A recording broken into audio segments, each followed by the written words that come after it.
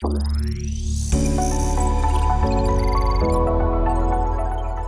шүүх Моктрол 2025 Иргэний иргэн шүүхийн мэтгэлцээний тэмцээн маань энэ жилийн хувьд оролцсон бүх ихтэй сургуулийн оюутнуудад нэгэн сайхан дурсамж болсон гэж үзэж байна. Өөрөөлгөн бол оюутан багтаа захим хэлбэрээр шүүх хуралдаанд оролцож, анхашны шүүх хуралдаанд мэтгэлцэж, уг мэтгэлцээнээ анхашны шүүхийн шүүгчнэрээ шүүлгэсэн. Түүнчлэн давзаалгачны шүүх хуралдаанд гомдол гаргаж, гомдлоо хилцүүлж, гомдлын татгалзлаа мөн тайлбарлаж, танхимаар хэлсэн энэ оюутнуудад нэгэн ач холбогдолтой тэмцээн болсон гэж бодож байгаа. Энэхүү аялал маань оюутан бүрийн дурсамж, ад жаргалтай инээл хөөртөө нэгэн үеийг үрд мөнхөлсөн гэж зохион байгуулагчдын зүгээс бодож байна. Тэгэхээр оюутнууд маань маш идэвхтэй оролцсон.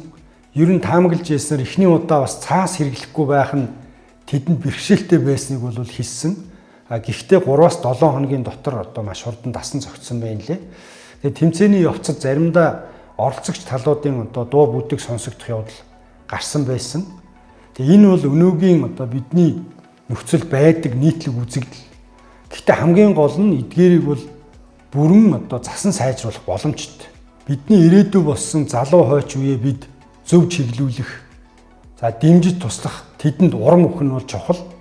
Нөгөө талдаа энэхүү цахим мэтгэлцээний тэмцээнийг явуулахад манай шүүхийн байгууллагууд, мэдээллийн технологийн ажилтнууд, шүүгч нарт маань баггүй сайн туршлага болсон.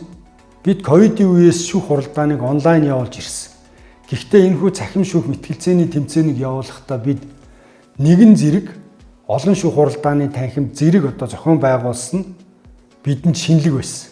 Шүүгч нар маань бас оюутнуудтайгаа адилхан бүрэн цахим хавцас хэрэгтэй танилцаж цаасгүй орчинд шүүх хуралдааныг явуулсан нь ирээдүйн цахим шүүхийн бодит дүр зургийн эхлэл болж байгаа.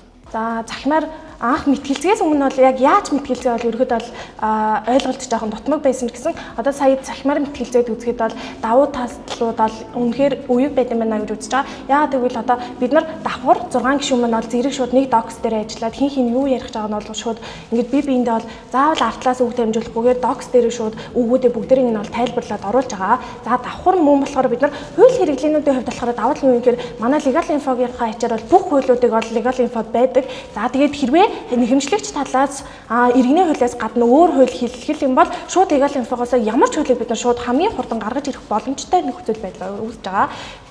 За тэгээд мөн бусад ерөнхийдөө бол энэ шууд техниктэйгээ харьцаад ийм кейсүүдийг бол ингэж хурдан өрнөх байдлаар мөн энэ мэтгэлцээний тэмцээнийг бол хурдан өрнүүлэх байдлаар бол давуу талтай байлаа гэж үзэж байна. Бидний хувьд хэм бол техник технологийн сааталтай байх болов гэж нийлүүлгүй санаа зовнижсэн боловч тэр тал дээр бол ямар нэг асуудал байсангүй. Харин эсрэг багийн маань одоо микний асуудлаас үүдэлтэйгээр техник хэрэгслийн шаардлагыг хангаагүй улмаас мэтгэлцэх ур чадвар болоод цаашлаг багийн зохион байгуулах хэмжээний оноонууд хасагдах эрсдэлтэй байдгийг бол инхээр дөө харлаа. Тийм учраас энэ тал дээр бол багууд маань анхаарч ажилласай. Тэгээд илүү техникийн шаардлагыг хангасан байдлыг бүрэн байдлаа илүү сайн одоо бэлтгэлтэй орж ирээрэй хэмээн мөн зөвлөмөр байна. Тэгээд энэ удаагийн Моктрол тэмцээн бол онцлогтой. Эхний 2 шат маань бол анхан шатны журмаар захимаар алсын зайнаас орсон бол сүүлийн 2 тоглолтоо давхрын журмаар шүүхтэр ирээд бас ямар нэгэн цаас хэвлэмэл хууль ашиглахгүйгээр бол тэмцээнд маань зохион байгуулагдлаа. Тэгээд ирээдүйд одоо хуульч, шүүгч, өмгөөлөгч болох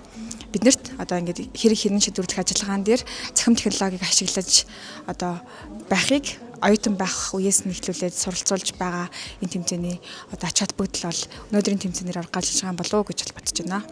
За өнөөдрийн тэмцээний зохион байгуулагч нартаа болон энэ тэмцээнд бэлдсэн багш нартаа мөн уус суульчийн сургуулийн практик сургалтын төвийн хамт олондоо хамтдаа бэлдсэн багийнхандаа сургуулийнхандаа бүгдэнд нь баярлалаа гэдгийг хэлмээр байна. Маш гоё тэмцээн болж өнгөрлөө. Зохион байгуулалтын үед маш сайн болсон.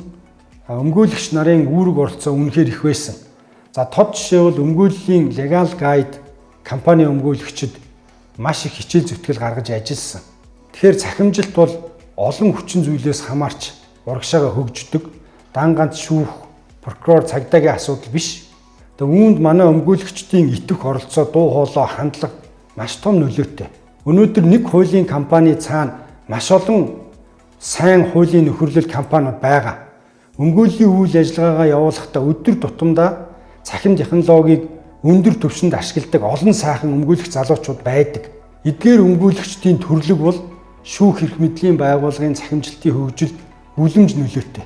За 2025 оны цахим мэтгэлцээ маань амжилттай болж өрнөлөө. Сэтгэл бол маш өндөр байна. Бүх багийн гишүүд бол бүгд өөрөө оройллоо маш сайн гүйцэтгсэн болохоор багийн ахлагчийн зүгээс бол багийнхаа бүх гишүүдэд баярлалаа, талархсан, бүгдээрээ мундаг байсан гэж хэлмээр байна. Тусалсан бүх багш нартаа бол маш их баярлалаа. За тэгээд тусгаалan даваа сурам багштай бол маш их баярснаа илэрхийлж байна. Баярлалаа. Одоо шүүхийн цахимжилттайгаа холбоотойгоор цаашдаа бид бүхэн одоо ирээдүйд хуульч болоод, эрх зүйч болоод төгсөөд гарахын хувьд бол маш тийм шинэлэг тэгээд үүний бол анхны нэг хэсэг нь болж чадсандаа бол маш их баяртай байна. Ямар ч одоо бал цаас ашиглахгүйгээр за зөвхөн захим одоо таблет технологи хэрэгсэл бол ашиглаж энэхүү одоо мэтгэлцээндээ орсон за бэлтгэлээч гэсэн яг тэр одоо байдлаар хийсэн гэдэг утгаараа бол илүү бас сорилттой байсан гэж харж байгаа. За тэгээ өнгөрсөн бас бүх хугацаанд бол тусалж дэмжсэн сургуулийн хаамд болон багш нартаа бол бас талархснаа илэрхийлж байна. Давцаалдах журмаар одоо анх удаа энэ иргэний эрх зүйн одоо энэ хэрэг маргаан дээр бэлтгэлсэн нь бол энэ удаагийн энэ тэмцээний авсныг том онцлогуд юм бол нэг байлаа. За Балигмаа өгчтэй бол баярлаа. За мөн түнчлэн цохин байгуулсан Монголын хуульчдын холбооны иргэний эрх зүйн хороо. За өмгөөллийн Legal Guide хуулийн фирмийн хамт олонд бол баярснаа илэрхийлж байна. Шүүхийн цахимжилттай холбоотойгоор оюутнууд маань цахим гарын үсгийн хэрэглээ, тоон гарын үсгийн хэрэглээ, за цахимаар татлах баримтыг хэрхэн шинжлэх вэ гэдэг талаар судалж одоо оролцлоо. Тэгээ ямар ч байсан оюутнуудын маань цахим гарын үсгийн хэрэглээ, тоон гарын үсэг, за цахимаар ажиллах, цахимаа шүүх хуралдаанд оролцоход юу анхаарах вэ гэдэг дээр нь оролцсон бүх багуудын гишүүн бүр тодорхой хэмжээнд бол судалж суралцсан бахаа гэж бол бодож байна. Захим шүүх мог төрөл 2025 иргэний иргэн шүүхийн мэтгэлцээний тэмцээнд оролцсон оюутнууд, залуучууд та бүхэндээ ирээдүйн хуульчийн их үйлсэд амжилт хүсье.